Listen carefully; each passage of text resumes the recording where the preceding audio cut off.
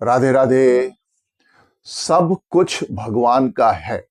ये ज्ञान हम अगर पूर्ण रूप से अपने अंदर बैठा लें, हम जान लें और पूर्ण रूप से अगर मान लें, तो हमारी सदा के लिए दुख निवृत्ति और आनंद प्राप्ति हमें हो जाएगी। आप कहेंगे हमने ये बात सुनी भी है, जानी भी है और मानी भी है, पर हमारा दुख नहीं गया, हमें आनंद नहीं मिला। देखिए, जो व्यक्ति जितनी मात्रा में ये बात, ये ज्ञान धारण करता है, उसका दुख उतनी मात्रा में कम होता है और उसका मन उतनी ही मात्रा में शांत होता है। आइए इसको विस्तृत रूप से समझते हैं। देखिए, कुछ भी हो, हर चीज का कोई ना कोई स्रोत होता है, कोई मूल होता है। जैसे इस संसार में जो कुछ भी है वो सब धरती से प्रकट हुआ है। जो धातुएं हैं, जो अलग अलग तरह के पदार्थ हैं, मिट्टी है, सब धरती से प्रकट हुआ है। तो इसी तरह ये जो संसार है, जो पृथ्वी, जल, तेज, वायु, आकाश, ये सब कुछ भगवान से प्रकट हुआ है। जो भी जड़ है और जो भी चेतन है, वो भी सब एक ही स्रोत से प्रकट हुआ है। भगवान ही उसका मूल है। आपको इसको इस तरह से भी समझ सकते हैं, जैसे एक मकड़ी होती है, जब वो जाला प्रकट करती है अपने अंदर से, तो पहले तो जाला नहीं था, फिर वो अपने अंदर से प्रकट करती है। इसी तरह भगवान ये संसार, जड़ हो या चेतन हो, अपने अंदर से प्रकट करते हैं। इसी तरह ये संसार को प्रकट करने वाला, चलाने वाला, संसार की रक्षा करने वाला, सब कुछ भगवान है, क्योंकि ये संसार भगवान का है। जैसे देखिए, जो बालक होता है वो माँ से प्रकट होता है, तो बालक माँ का है। इसी तरह ये संसार में जो कुछ भी है, जड़ चेतन, सब भगवान का है।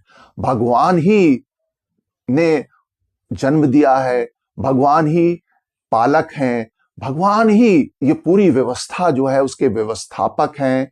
जो भी संचालन हो रहा है संसार में, उसके संचालक भगवान हैं। देखिए, संसार में नियमतः सूर्य उदय होता है, अस्त होता है, दिन रात का समय, ऋतुओं का समय, सब बिल्कुल नियमबद्ध होता है। तो अगर नियम है तो नियामक है, और नियामक कौन है? वही जो सर्वशक्तिशाली हो, जो सर्वज्ञ हो, जिससे ये संसार संचालित हो, वो है भगवान। अब देखिए, संसार में जितने भी शरीरधारी हैं, उनके जो शरीर हैं अलग अलग तरह के, वो जो शरीर हैं वो कैसे चल रहे हैं?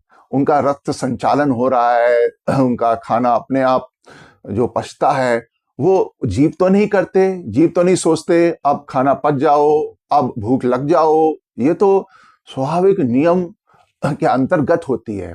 जो मनोवैज्ञानिक नियम है वो भी भगवान के निर्धारित किए हुए हैं। तो ये जो प्रकृति है, ये सब नियमबद्ध है। तो अगर नियम है तो नियामक है। तो इसलिए आत्मा है तो परमात्मा है। तो हमें ये मानना पड़ेगा कि हम इस संसार में जो अपनापन कर रखे हैं कि ये वस्तु मेरी है, ये व्यक्ति मेरी है, ये जो भी हम अपने अंतर्गत कर लेते हैं और उसको अपना मान लेते हैं, वो सही नहीं है। सब कुछ भगवान का है। आपको जो ऊर्जा भी मिलती है, आत्मिक ऊर्जा या जो भी अन्न ग्रहण करते हैं, उससे भी जो ऊर्जा मिलती है, ये सब भगवान का दिया हुआ है। जो आपको ज्ञान मिलता भी है, जब आप सोचते हैं तो जो विचार आते हैं भगवान देते हैं। जो भी अच्छा है सब भगवान का है। तो ये भगवान को श्रेय जाता है। आप उनका मानिए, उनकी कृपा मानिए, उनसे सब प्राप्त हो रहा है। जहां आपने अपनापन कर लिया, जहां आपने आसक्ति कर ली, जहां आपने अहंकार कर लिया, आप राग द्वेष करेंगे, संसार में प्रतिस्पर्धा करेंगे, जो कुछ भी है सब कुछ भगवान का है और सबका है। तो ये सब भगवान के बच्चे हैं। पर हम फंस कब जाते हैं? फंस तब जाते हैं जब हम आसक्ति कर लेते हैं, कामनाएं बना लेते हैं, क्रोध करते हैं, अहंकार करते हैं, रागद्वेष करते हैं, ईर्ष्या करते हैं और जाने क्या क्या अपराध करते हैं। लोगों को दबाते हैं, सताते हैं और अपने अहंकार का पोषण करते हैं।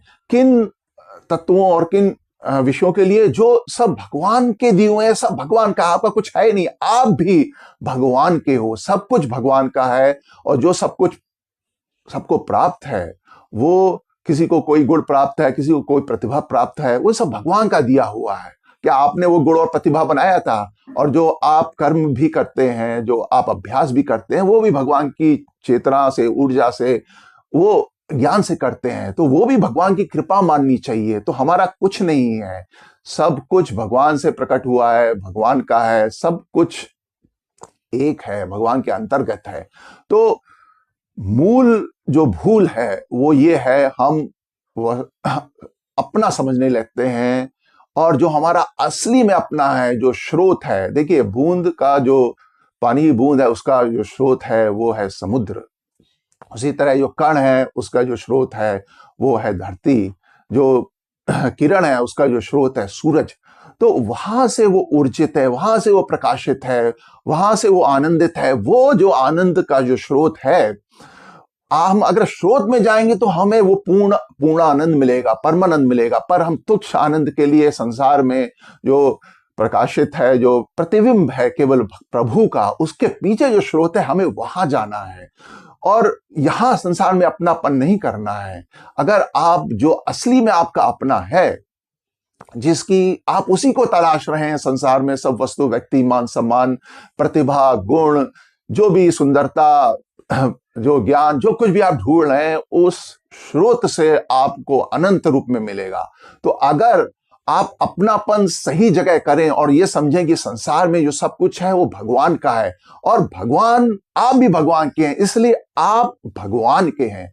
तो अगर आप भगवान से असली में अपनापन करेंगे तो आपका दुख खत्म हो जाएगा। संसार में अपना कर्तव्य कीजिए जितना हो सके, जितना आवश्यक हो, और भगवान से प्रेम कीजिए, भगवान को अपना मानिए। इससे आपका अज्ञान, जो संसार में अपनापन कर रखा है, वो अज्ञान, वो अंधकार मिट जाएगा। भगवान प्रकाश स्वरूप हैं, भगवान अमृत स्वरूप हैं, तो आपका अंधकार मिट जाएगा। आप जन्म मृत्यु के इस चक्र से मुक्त हो जाएंगे। आपको भगवत प्रेम, भगवत आनंद की जो लालसा है, वो आपको भगवान के सन्मुख होते ही अनुभूति में आने लगेगी। तो ये संक्षेप में मैंने आपको ये सिद्धांत आपसे साझा किया कि जो कुछ भी है भगवान का है। ये हमें हमेशा अपने मन में रखना चाहिए, जिससे हमें अहंकार नहीं होगा, हमारी आसक्ति नहीं होगी, और हम आनंद इस संसार में नहीं ढूंढेंगे, आनंद भगवान में ढूंढेंगे। राधे राधे।